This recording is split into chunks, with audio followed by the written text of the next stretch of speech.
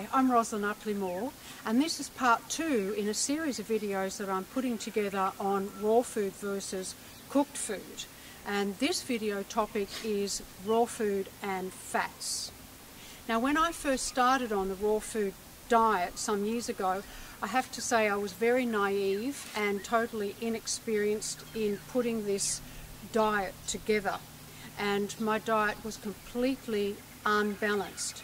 And it was completely unbalanced simply by including one ingredient in excess, and that was fats, and in the form of nuts and seeds and free oils. Now that's something that I'm going to explain to you today in more detail. The fatal mistake that raw fooders make is that we get so excited because we really do love food, and we try to replicate or reproduce meals that we've known in our everyday life, lasagnas and pies and cakes and pastries and all sorts of things, and we try to replicate that in what we think is a healthy form with nuts and seeds, but we don't understand really what we're doing with that in just, again, overloading our body in the wrong fats. Now, let's not make any mistake about this. Those foods tasted great. I mean, they really tasted great. But were they any healthier to having a sponge cake for somebody's birthday? I don't think so.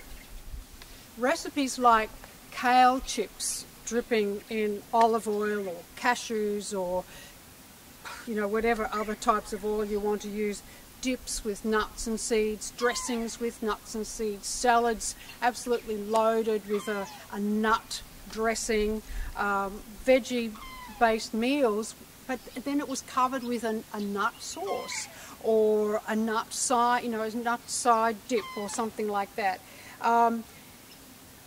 Not to mention the desserts that we used to make. My God, they were just absolutely loaded in the bad fats. So let's get to that. What is the good fats and what is the bad fats? Let's cut the fat. Let's not be fooled about plant-based fats being good, because they simply are not good for you. And you tend to eat, it's like take a handful of nuts. A whole cup of almonds has something like 900 calories in it, and it has about 75 grams of fat. And when I say fat in the almonds, it's completely omega-6. There are no omega-3 fats in almonds. So when you're making that delicious almond milk, and don't get me wrong, it is delicious, but is it doing your body any good? I'm here to tell you it is not. If you make up an almond milk with a cup of almonds and 3 cups of water, you're having like 3 times the amount of fat you need in your whole daily's calorie intake. So having, slogging down that almond milk or macadamia milk or walnut milk or whatever it is, the milks that you're replacing your animal milks from, and you think you're doing yourself a better job, let me tell you, you are not. They taste good, but it's not good for your body. Now I'm going to touch briefly, and I say briefly because when we're starting to talk about essential fatty acids, omega-3, 6, 9, it is a huge topic. And if you want to know more about this, and I will give you an overview of it from my perspective, but if you want to know more about this, I suggest you go to my blog site, which again, I'll put the link down below, and that will have a lot of information, a lot of research, and you can go and investigate that to your heart's content. But what I want to just give you a bit of a broad spectrum idea. Omega-6 and omega-3, we don't make them in our bodies. Okay, so we need to get them from the food we have, but we need to get them in a ratio. Used to be 1-to-1, but now it's the research is stating that it should be 4-to-1 maximum. Most Western diets are 15 to 20-to-1 going in the omega-6 to omega-3, and your omega-6 are your inflammatory fats, and they create lots of inflammation in your body, And what it also does is that it impacts on your vascular system, on your heart, and on your brain. So that's enough negativity. Let's focus on omega-3, because that's the one that loves your body, and it comes from really good food sources. So you can eat chia seeds and flax seeds. And remember, you don't need a lot of it. And this is, again, an important part of the raw food program, is that the components within the food, you don't need bucket loads of them. You know, a tablespoon or even a teaspoon of flaxseed or chia seeds a day would probably be enough, providing you're not overloading your diet with the omega-6s. So look at your ratio. Have a good look at the foods that contain the omega-6 and have a look at the foods that contain your omega-3, and then do the sums for yourself. But it's your omega-3 that's anti-inflammatory, that creates a good cardiovascular system and stops any build-up in your body and creates a good brain function as well.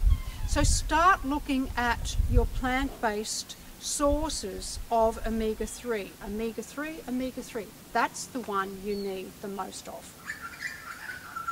Okay, now I'm going to have a quick look around me here, because I'm just going to check out that there's no lightning, because you know what? What I'm about to say in the raw food industry, I'll probably be struck down with lightning, because what I'm about to say is like, oh my God, I'm even nervous to say it. You know what you actually need in the human body? We actually need some animal fats. Oh my God, there I go, I've said it. You need it, and you need DHA and you need EPA. You don't need a lot of it, but you really need it for your brain function, for your healthy cardiovascular and heart function, and for your eyes. You really need it. You don't need much of it, but you're just not going to get enough of it from your flax and chia. Sorry guys. Now, in my personal experience, I will say that I was a little bit challenged by adding the fish oil back into my diet after having been a raw foodie for some time and falling into all of those problems that a raw foodie has, the guilt and the judgment and, you know, oh my God, I'm breaking rules. But, you know, anyone who knows me knows that I can't be labelled and I can't be fitted into a box, and I don't conform to anybody else's ideas. I make up my own mind, and I could not avoid the research and the information that's out there that having a teaspoon of good fish oil, now, and therein lies the good, because you really need to do your own research on what oils you want to use and where you are on the world and what your availability of it is, but you really need to do your research. Don't just go and buy something over the counter. You do need a really good oil, and you don't need much of it, maybe even a teaspoon, but read the directions or capsules or whatever you're going to take. You really do need that, and you will be doing your body a great big favour for the long term in adding a good DHA, EPA fat into your diet. So if and when you can get your head around going and getting a good fish oil, start to be discerning and read the labels on each of the different ones you can take. Personally, we take a Proteco fish oil that comes from the northern seas in the really cold environment, and that has a really high level of DHA and EPA. Make sure you read the labels and make comparisons as to what different oils have, because, you know, the old saying, oils aren't oils. So just go and have a look at them and make the comparison for yourself. The Proteco one has quite a nice flavour. It doesn't have any reflux or any burping. You can take it straight from the spoon. I add it to my meals or smoothies, and I find it to be quite okay. Yeah, it doesn't have that fishy taste at all.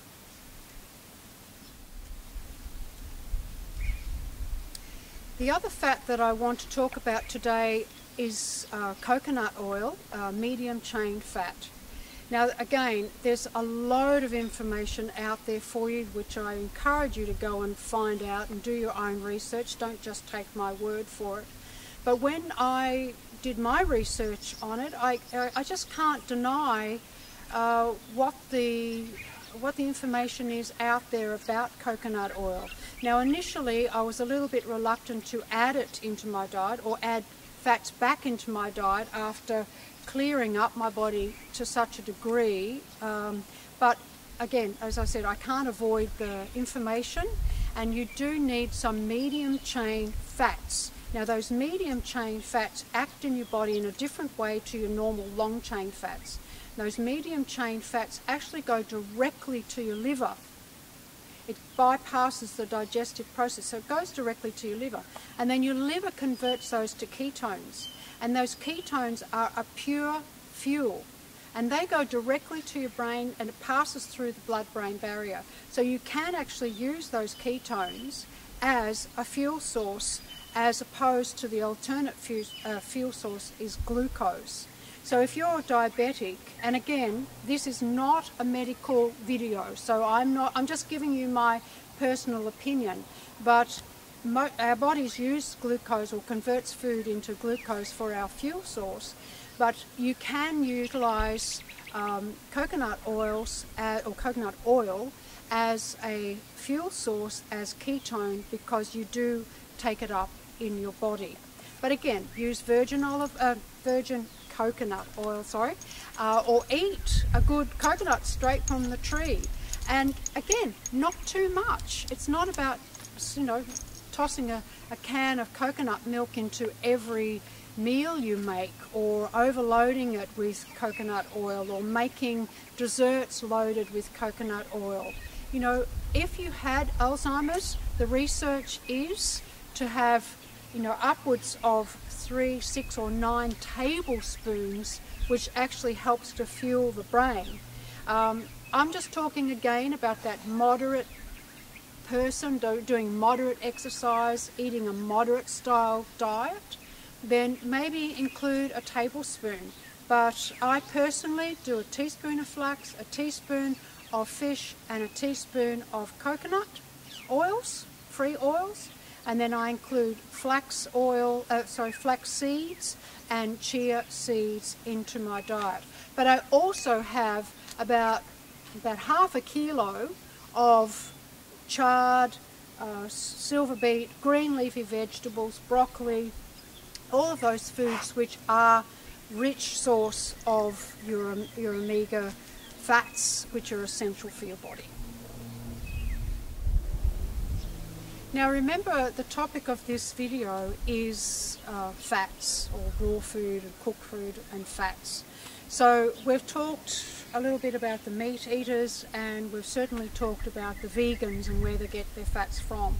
And I have to say, let's include the vegetarians right in the middle, because it's been proven with many researchers that vegetarians would have to have one of the and this is generalising, remember, would have to have one of the most unhealthiest balanced diets around, because they, and I've certainly known some vegetarians that have, consulted with me about their health, and they've had a diet of cakes and biscuits and breads and pastries, and thinking that they're all good because they're vegan. They don't have, they're vegetarian and they don't have the animal products, but a lot of vegetarians actually include dairy or cheese and eggs. So there's sort of that middle road of fats, and if you're going down that road with your diet,